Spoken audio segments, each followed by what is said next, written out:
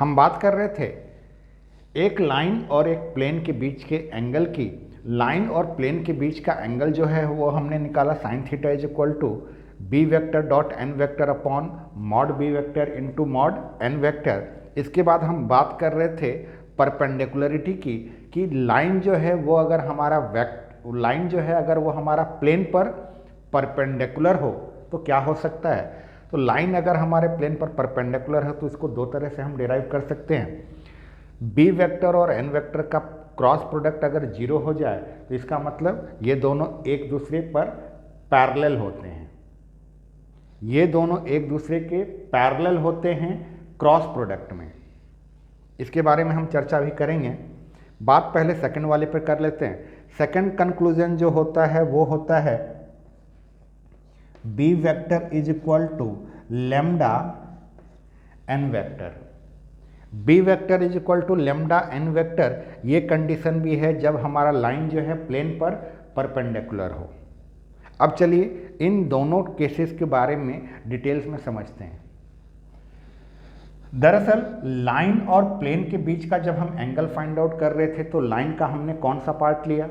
Line का हमने वो वेक्टर लिया था जिसके डायरेक्शन में हमारा लाइन था या जिसके पैरेलल था, और प्लेन में भी हमने उसके नॉर्मल को लिया था। नॉर्मल भी अपने आप में एक वेक्टर के फॉर्म में है।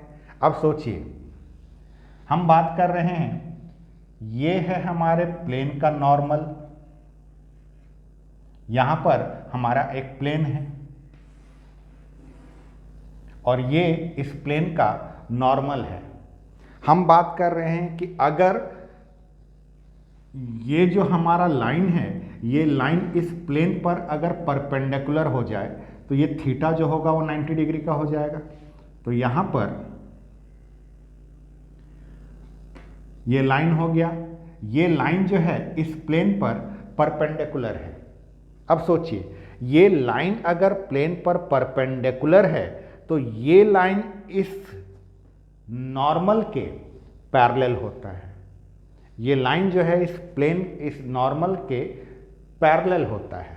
अब ये लाइन जो हम पहचाने थे ये बी वेक्टर से पहचान में किए थे इसको, क्योंकि ये लाइन का डायरेक्शन बी वेक्टर के डायरेक्शन में है और ये जो है ये है हमारे इस प्लेन का नॉर्मल। लाइन जो है वो प्लेन पर परपेंडिकुलर है, कहने का मतलब कि इस लाइन का डायरेक्शन इस नॉर्मल के पैरेलल है। अब दो वेक्टर्स अगर एक दूसरे के पैरेलल हैं तब उनका क्रॉस प्रोडक्ट जीरो होता है, या दो वेक्टर्स अगर एक दूसरे के पैरेलल होते हैं तो एक वेक्टर को हम किसी दूसरे वेक्टर के स्केलर प्रोडक्ट के फॉर्म में रिप्रेजेंट कर सकते हैं। यही दोनों बातें थी। तो ये दोनों बातें जो हैं वो तब लागू होती हैं जब हमारा दिया हुआ लाइन प्लेन पर परपेंडिकुलर हो। इसके बाद हम बात करते हैं, जरूरी नहीं है कि ये लाइन जो है वो हमारे प्लेन पर परपेंडिकुलर ही हो, ये लाइन जो है प्लेन के पैरेलल भी हो सकता है। लाइन अगर हमारा प्लेन के पैरेलल होगा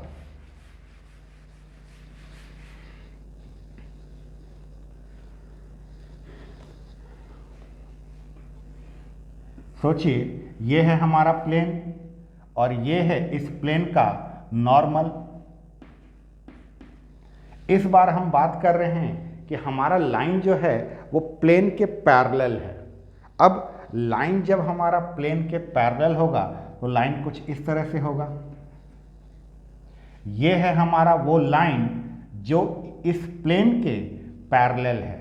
अब लाइन अगर प्लेन के पैरेलल है तो लाइन को जरा पीछे प्रोड्यूस करेंगे तब आप ये पाएंगे कि ये लाइन जो है इस नॉर्मल पर परपेंडिकुलर हो जा रहा है। लाइन जो है अगर प्लेन के पैरेलल है तब ये लाइन इस प्लेन के नॉर्मल पर परपेंडिकुलर होगा। तो जैसे हमने बात किया था if line is perpendicular on the plane, तो उसके लिए ये कंडीशन था। अब हम बात करते हैं second, if the line is parallel to the plane. अगर हमारा लाइन प्लेन के पैरेलल हुआ तो लाइन अगर हमारा प्लेन के पैरेलल होगा तो वो प्लेन के नॉर्मल पर परपेंडिकुलर होता है। लाइन को हम लोग किस रूप में पहचाने थे? लाइन जो था वो हमारा बी वेक्टर के फॉर्म में था और इस प्लेन का जो नॉर्मल है वो एन वेक्टर के फॉर्म में था। दो वेक्टर अगर एक दूसरे पर परपेंडिकुलर हैं तो दोनों का डॉट प्रोडक्ट जीरो होता है। दो वेक्टर्स का डॉट प्रोडक्ट अगर जीरो है तो वो अपने आप में एक दूसरे पर परपेंडिकुलर है। तो लाइन अगर हमारा प्लेन के पैरेलल होता है तो इसका सिर्फ और सिर्फ एक ही कंडीशन होता है कि b vector dot n vector जो है वो जीरो के इक्वल हो। ध्यान रखिए, दो वेक्टर्स का क्रॉस प्रोडक्ट अगर जीरो है तो ये दोनों वेक्टर एक दूसरे के पैरेलल होते हैं, और दो वेक्टर्स का डॉट प्रोडक्ट अगर जीरो है तो ये दोनों वेक्टर एक दूसरे पर परपेंडिकुलर होते हैं। लेकिन हमारा जो टॉपिक था वो था लाइन का प्लेन से पैरेलल होना और लाइन का प्लेन पर परपेंडिकुलर होना। लाइन अगर प्लेन पर परपेंडिकुलर है तो लाइन जो है वो नॉर्मल के पैरेलल होगा, और लाइन अगर हमारे प्लेन के पैरेलल है तो लाइन नॉर्मल पर परपेंडिकुलर होता है। तो ये था हमारा लाइन और प्लेन के बीच का एंगल, उनके वेक्टर फॉर्म में और उनसे जुड़े हुए दो कंडीशंस। अब बात करते हैं लाइन और प्लेन के कार्टेशियन फॉर्म की।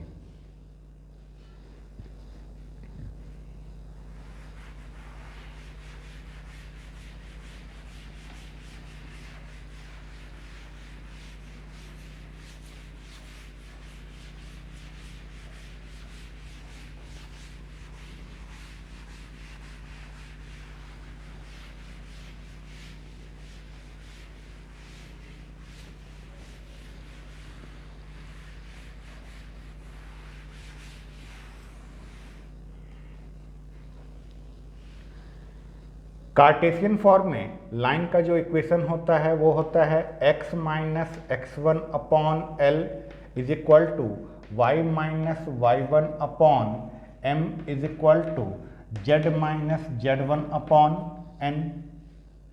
ये हमारे लाइन का कार्टेशियन फॉर्म है। अगर हम किसी प्लेन के कार्टेशियन फॉर्म की बात करें तो प्लेन का कार्टेशियन फॉर्म होता है ax plus b y plus c z plus d is equal to zero. ये है हमारे लाइन का कार्टेशियन फॉर्म और ये है हमारे प्लेन का कार्टेशियन फॉर्म। अब जरा सोचिए, ये लाइन का जो कार्टेशियन फॉर्म है, इस लाइन के कार्टेशियन फॉर्म से क्या हम उसका डायरेक्शन पता कर सकते हैं? लाइन के कार्टेशियन फॉर्म में जो डिनोमिनेटर में होता है वो उसके डायरेक्शन रेशियो या डायरेक्शन कोसाइन होता है। डायरेक्शन रेशियो या डायरेक्शन कोसाइन होता है। डायरेक्शन रेशियो भी अगर होगा तो डायरेक्शन कोसाइन का स्पेशल फॉर्म होता है। डायरेक्शन कोसाइन के कुछ स्केलर मल्टीपल्स होते हैं जो कि डायरेक्शन रेशियो कहलाते हैं। तो लाइन का वेक्टर फॉर्म हम लोगों ने देखा था। लाइन का वेक्टर फॉर्म क्या था? लाइन का वेक्टर फॉर्म था r vector is equal to a vector plus lambda b vector. इससे क्या पता चला था? ए वेक्टर जो था उस पॉइंट के पोजीशन वेक्टर को रिप्रेजेंट किया था जहां से हमारा लाइन पास कर रहा है। कार्टेशियन फॉर्म में x1, y1 और z1 जो होता है दरअसल उस पॉइंट के कोऑर्डिनेट्स होते हैं जहां से लाइन हमारा पास करता है। और इस वेक्टर फॉर्म में ये बी वेक्टर जो था वो दरअसल उस वेक्टर को रिप्रेजेंट कर रहा है जिसके डायरेक्शन में हमारा ये लाइन था या जिसके पैरेलल हमारा ये लाइन है। तो ये बी वेक्टर जो होता है वो कैसे बनाया करते थे हम किसी कार्टेशियन फॉर्म के लाइन को वेक्टर फॉर्म में जब चेंज करते थे तब ए वेक्टर की वैल्यू जो है x1, y1 और z1 से आती थी और बी वेक्टर की वैल्यू जो है हम l, m, n से निकालते थे। अगर हम इसको कार्टेशियन फॉर्म से वेक्टर फॉर्म में चेंज करें और बी वेक्टर की वैल्यू फाइंड आउट करें तो लाइन में बी वेक्टर जो होगा l i cap plus m j cap plus n k cap होगा। ठीक, अगर हम बात करें प्लेन का तो प्लेन का जो हमने वेक्टर फॉर्म देखा था, प्लेन का वेक्टर फॉर्म क्या था? प्लेन का वेक्टर फॉर्म था r vector dot n vector is equal to d. R vector dot n vector is equal to d में ये एन वेक्टर जो है वो हमारे प्लेन का नॉर्मल हुआ करता था। प्लेन के कार्टेशियन फॉर्म से जो एक्स वाई जेड के कोफिशिएंट होते हैं, दरअसल इनको ही जब हम आई कैप जे कैप और के कैप के फॉर्म में रिप्रेजेंट कर देंगे तो ये हमारे प्लेन का नॉर्मल बनेंगे। तो यहाँ से अगर हम एन वेक्टर की वैल्यू फाइंड आउट करें तो ये हमारे पास आएगा A I cap plus B J cap plus C K cap. Cartesian form से हमने बी वेक्टर की वैल्यू फाइंड आउट की, कार्टेशियन फॉर्म लाइन से हमने बी वेक्टर की वैल्यू फाइंड आउट की, और कार्टेशियन फॉर्म के प्लेन से हमने एन वेक्टर की वैल्यू फाइंड आउट की। और अभी अभी जस्ट हम लोगों ने देखा कि एक लाइन और एक प्लेन के बीच का जो एंगल होता है उसको फाइंड आउट करने के लिए हम लोग जो फॉर्मूला यूज करते हैं वो होता है sine theta is equal to B vector dot n vector upon mod में वी वेक्टर मॉड में एन वेक्टर। आइए इन वैल्यूज को जब हम यहाँ पर सब्स्टिट्यूट करेंगे, इन मानों को जब हम यहाँ प्रतिस्थापित करेंगे तो देखिए क्या होता है। Sine theta is equal to B vector की वैल्यू हमारी क्या थी,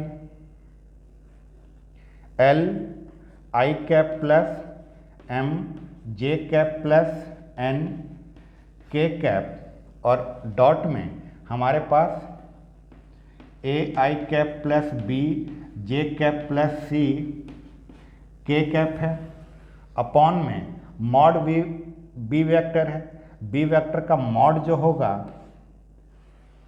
root under L square plus M square plus N square, और इनटू में एन वेक्टर का मॉड है। एन वेक्टर का मॉड होगा A square plus B square plus C square. Numerator में देखिए दो वेक्टर्स का डॉट प्रोडक्ट है। डॉट प्रोडक्ट में आई का आई के साथ, जे का जे के साथ और के का के के साथ हम मल्टीप्लाई करते हैं, तो यहाँ से हमारे पास आ जाएगा sine theta is equal to I का आई के साथ होगा तो ये हमारा हो जाएगा A into L plus B into M plus C into N upon root under L square plus M square plus N square, दूसरे रूट में A square plus B square plus C square. तो ये है हमारा sine theta का formula जब line और plane दोनों के दोनों हमारे कार्टेशियन फॉर्म में हो। लाइन भी कार्टेशियन फॉर्म में और प्लेन भी कार्टेशियन फॉर्म में, तब उस लाइन और उस प्लेन के बीच का जो एंगल थीटा है वो हम इस फॉर्मूले से निकालेंगे, जहाँ पर ये ए बी और सी जो हैं ये प्लेन के इक्वेशंस के एक्स वाई जेड के कोफिशिएंट होंगे, और एल एम एन जो हैं वो हमारे लाइन के या तो डायरेक्शन रेशियो होंगे या डायरेक्शन कोसाइन होंगे। तो यहाँ पर हमने लाइन और प्लेन के कार्टेशियन फॉर्म से उसके बीच के एंगल को फाइंड आउट किया। अब आइए यहीं पर लाइन और प्लेन के बारे में हम दो कंडीशंस के बारे में भी बात करें कि जब हमारा लाइन प्लेन पर परपेंडिकुलर होगा तब कार्टेशियन फॉर्म में उसका कंडीशन क्या होगा, और लाइन अगर प्लेन के पैरेलल हो गया तब कार्टेशियन फॉर्म में उसका कंडीशन क्या होगा।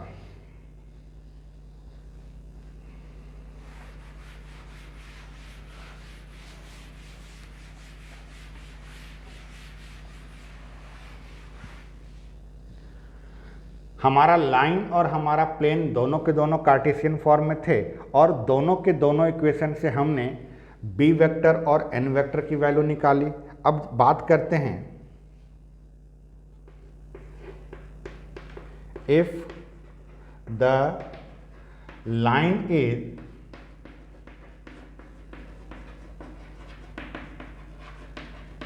Perpendicular to the plane. Line जो है अगर प्लेन पर परपेंडिकुलर हो गया, बात वही है जैसा कि हमने इस वीडियो की शुरुआत में देखा था, लाइन अगर हमारा प्लेन पर परपेंडिकुलर है तो वो लाइन प्लेन के नॉर्मल के पैरेलल होता है। तो कंडीशन हमने क्या लिया था, कंडीशन हमने लिया था b vector is equal to lambda N vector. अब बी वेक्टर और एन वेक्टर दोनों को हमने चेंज किया हुआ है, दोनों की वैल्यूज़ को अगर हम पुट कर दें तो बी वेक्टर की जगह पर हम रखेंगे L I cap plus M J cap plus N K cap is equal to lambda, N vector की जगह पर हम रखेंगे A I cap plus B J cap plus C K cap. जब आप यहाँ से इसको सॉल्व करिएगा तो ये आएगा L I cap plus M J cap plus N K cap is equal to lambda A I cap plus lambda B J cap plus lambda C K cap. दो वेक्टर्स अगर आपस में इक्वल हैं, दो वेक्टर्स अगर आपस में equal हैं तो ये तभी हो सकता है जब उनका आई कंपोनेंट के इक्वल हो, जे कंपोनेंट के इक्वल हो और के कंपोनेंट के इक्वल हो। मतलब आई कंपोनेंट यहाँ का एल है और यहाँ का आई कंपोनेंट लेमडा इंटू ए है, मतलब एल जो है लेमडा इंटू ए के बराबर होगा और ठीक वैसे ही एम जो है लेमडा बी के बराबर होगा और ठीक ऐसे ही एन जो होगा वो लेमडा इंटू सी के बराबर होगा। अब सोचिए अगर ए को आप इधर लेकर आ जाएं तो यहाँ से आपके पास आएगा l upon A is equal to lambda. यहाँ पर अगर आप बी को इधर शिफ्ट कर दें m by b is equal to lambda और यहाँ से सी को अगर आपने शिफ्ट कर दिया तो आप पाएंगे n upon c is equal to lambda. चूँकि l upon a, m upon b और एन अपॉन सी तीनों के तीनों लेमडा के इक्वल हैं तो यहाँ से हम ये बोल सकते हैं L upon A is equal to M upon B is equal to N upon C. ये वो कंडीशन है जब हमारा लाइन जो है वो प्लेन पर परपेंडिकुलर हो कार्टेशियन फॉर्म में। लाइन भी हमारा कार्टेशियन फॉर्म में होना चाहिए, प्लेन भी हमारा कार्टेशियन फॉर्म में होना चाहिए और दोनों एक दूसरे के परपेंडिकुलर हों तो L upon A is equal to M upon B is equal to N upon C होता है। यहाँ पर एल एम एन क्या है, एल एम एन जो है आपके लाइन के या तो डायरेक्शन रेशियो हो सकते हैं या डायरेक्शन कोसाइन हो सकते हैं। यहाँ पर ए बी सी क्या है, ए बी सी जो है आपके प्लेन के इक्वेशन के एक्स वाई जेड के कोफिशिएंट्स हैं। तो ये बात हो गई लाइन जब हमारे प्लेन पर परपेंडिकुलर है तब, उसका ये कंडीशन है। अब आइए बात करें लाइन अगर हमारे प्लेन के पैरेलल है तब क्या होगा।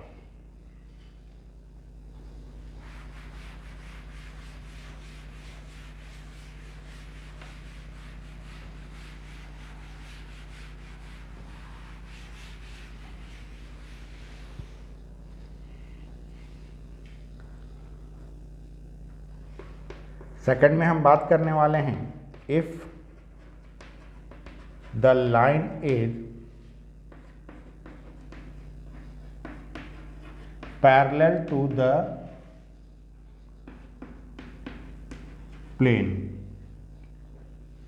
लाइन जो है वो अगर हमारे प्लेन के पैरेलल होगा तो लाइन प्लेन के नॉर्मल पर परपेंडिकुलर होगा। लाइन को वेक्टर फॉर्म में हम लोग बेहतर बी वेक्टर के फॉर्म में जानते हैं और प्लेन का जो सबसे इम्पॉर्टेंट पार्ट है वो है उसका नॉर्मल, जिसे हमने एन वेक्टर के रूप में देखा है। अब सोचिए वेक्टर फॉर्म में दो वेक्टर्स अगर एक दूसरे पर परपेंडिकुलर हों तो दोनों का डॉट प्रोडक्ट 0 होता है। डॉट प्रोडक्ट में b vector dot n vector is equal to 0 कब, जब ये दोनों एक दूसरे पर परपेंडिकुलर हो। हमारा कंडीशन है कि लाइन जो है वो प्लेन के पैरेलल होना चाहिए। लाइन अगर प्लेन के पैरेलल है तो ये लाइन प्लेन के नॉर्मल पर परपेंडिकुलर होगा। प्लेन का नॉर्मल हमारा था n वेक्टर और लाइन का डायरेक्शन b वेक्टर से आया था, तो दोनों का डॉट प्रोडक्ट 0 होगा। चलिए b वेक्टर और n वेक्टर की वैल्यू को यहाँ पुट करिए। b वेक्टर की value l I cap plus m j cap plus n k cap into n vector जो है वो है a I cap plus b j cap plus c k cap और इज इक्वल टू में 0 है। चूँकि दो वेक्टर्स का डॉट प्रोडक्ट ले रहे हैं तो i का i के साथ, j का j के साथ और k का k के साथ, तो यहाँ से आपका आएगा a l plus b m plus c n is equal to 0। और ये आपका वो कंडीशन है जब लाइन जो है वो प्लेन के पैरेलल है और ये दोनों के दोनों कार्टेशियन फॉर्म में है। यहाँ पर ए बी और सी जो हैं वो प्लेन के एक्स वाई जेड के कोफिशिएंट्स हैं और एल एम एन जो हैं वो आपके लाइन के डायरेक्शन रेशियो हो सकते हैं या डायरेक्शन कोसाइन हो सकते हैं। तो ये था डेरिवेशन जिसमें हमने angle between line and plane को देखा। हमने angle between line and plane का कार्टेशियन फॉर्म भी देखा और angle between line and plane का हमने वेक्टर फॉर्म भी देखा। साथ में हमने उसके पैरेलल और परपेंडिकुलर होने के कंडीशंस के बारे में भी बात की।